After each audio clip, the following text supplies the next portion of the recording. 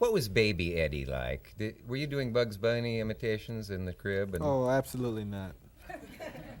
I gotta know. If I met you at 7 years old, what would we have talked about? The basic stuff 7-year-olds talk about. I wasn't a different child. I was a regular old normal child. But there were signs of which way the wind was blowing. I mean, that you were a performer. And At 7? your brother said he caught you doing Elvis once. That's when I was like 15. At 7, I was normal. 15, I used to dress up in my uncle gave me this old tuxedo jacket, and it had like this gold lame stuff on. I would put it on and get scarves and cut school and put my Elvis Presley records on and get in the basement and give a concert by myself. Yeah? And one day my brother was in the doorway and watched me for like an hour. You didn't know he was there? No, I turned around, he was like this. You crazy, man. Were you embarrassed? I was Elvis. I wasn't embarrassed. I was happy. He said, "You crazy." I was like, "Thank you." Oh, I know that feeling. I've been caught doing things like that, and you just feel so stupid. Like when you're walking along the street talking to yourself, and then somebody... I never did that. Well, didn't you do that? You say, I told him that I should have... You know, Smith, when you sing in the car and people catch you singing in the car, and you look like you're talking to yourself, then the person catch you going... Oh, yeah. And you look... But, or when they catch you talking to yourself, you pretend you were singing. You go, dum-de-dum-bum-bum. Well, I always wondered what you were like as a kid. Didn't you do Bugs Bunny as a child? I did. Yeah. I used to imitate Bugs Bunny. I could do Elmer Fudd. I could As do, a child, Bugs was on when you was coming up? Oh, yeah.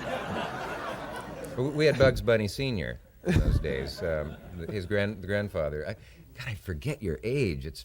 Yeah, I thought that when you was like the Mickey Mouse cartoons and stuff like that when you was coming the up. old, in black and white. Yeah.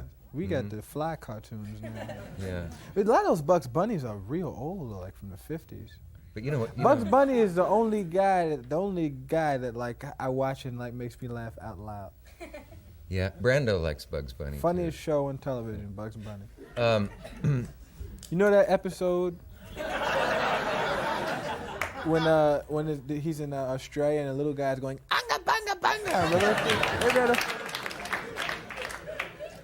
And he goes anga banga banga, and Bugs goes anga banga banga, and he goes anga banga banga, and he goes anga banga banga, inga binga binga banga. Isn't that good? And what's the one? What's the one where the sign says Coldernell, Alaska? I always thought that was so funny. That's in a Bugs Bunny. Is that a Bugs Bunny? Yeah. See, you went back to an old Bugs Bunny.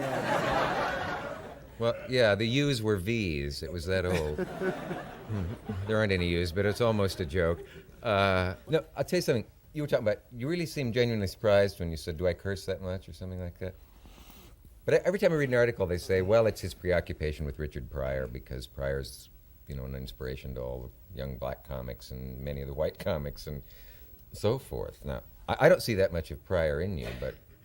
I don't see it either. You know why? I tell you, the reason I talk on stage the way I talk every day. But that's not true. It is true. Well, then you must clean up your act when I come to your house. I curse around you, too. I never hear it. That's because there ain't no spotlight on me with a mic in my hand. It's different if someone casually says a curse and when you got a spotlight on you. And yeah, well, maybe that's true. In the microphone. But no, that's not my whole show. I don't just walk out and say, MF, kiss my egg, good night, I love you. Now that I understood. But no, but you don't talk. Your talk is not a stream of obscenities when you're in the ice cream store. Neither is it like that on stage. Grocery store or anything. No. Unless I go into characterization. There was one routine I did where I cursed. Where I tell you where it got the most flack. I was doing a routine with my father, coming home drunk. But my father curses like that when he's drunk. So that's why I did it. I didn't want to go up and like. That's the way my father acted when he was drunk, so that's the way it did it. So truth is a defense, as they say. The truth is that's the way. That's the way it happened. So that's the way I did it. Yeah. Can you think of anything that would embarrass you to hear from somebody else? I still don't know what people say when they say I was so embarrassed when I heard this or saw that. Well, what's the last time you blushed or were embarrassed? We don't blush. When's the last time I was embarrassed? Can you remember last time you just thought, ooh, it's embarrassing? Because your legendary coolth is amazing. My legendary it's what? unwarranted for a guy your age to be. You have Bob Hope's confidence that took him 35 years to get at 19, 20, and 21 and 22. I'm 24. Yeah, but you had it then. It seems to me. You have this unbelievable, calm, cool demeanor. And as the best people have pointed out, you could say the most obscene, wretched, sacrilegious, blasphemous thing. But Nothing like that's ever come out of my mouth. But those eyes make it all right. Several critics have pointed that out, that you have sweet eyes. Is this getting kind of nauseating for anybody? No, but it's an amazing quality in an actor, and it's wonderful on the screen because you can get away with murder. You're like the naughty kid. But you've got Bob Hope confidence. You know what I mean by Bob Hope confidence? Bob Hope eyes is what it is. That sounded like me. He does me, and it's spooky because he's the only person who does me who sounds like me when I hear it. I don't sound that much like you. The reason I'm getting off the subject now is because soon he's going to go, do me, and always going to go, come on, do it, and I don't feel like doing it. Oh, so yeah, no, you sneak it in when they're not thinking about it. I'll do it later. Yeah. Hey, that Eddie Murphy's something, isn't he? That was Bob Hope. That's a good impression. It is. You do a good Brando, too. But, yeah. You do a lot of impressions. How come you How come you never did movies and stuff? Because I always thought you were real funny. You mean when I was still around? No. Like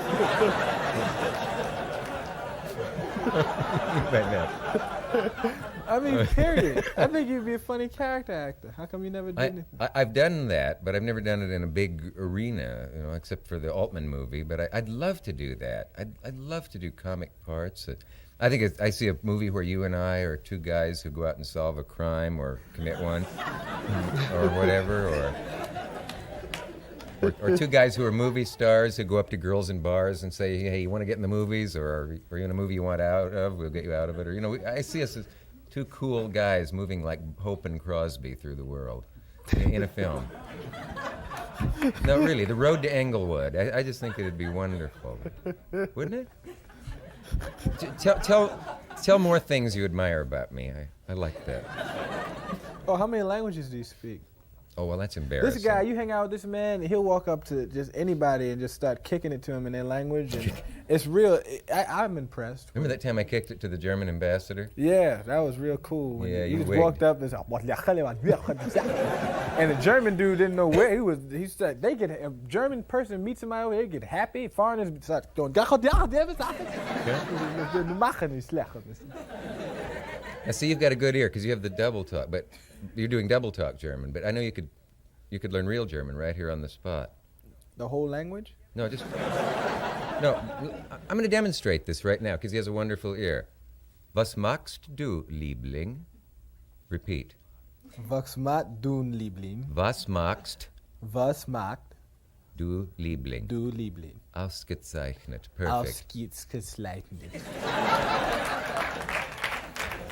What you said was, what are you doing, darling? No, I mean, I thought you might be... No. No. I was giving you something you could use elsewhere. Now this is great. We did this once. No, we didn't. Wie kann ein so nettes Mädchen wie du in so einem Lokal wie diesem hier arbeiten. I'll bite you.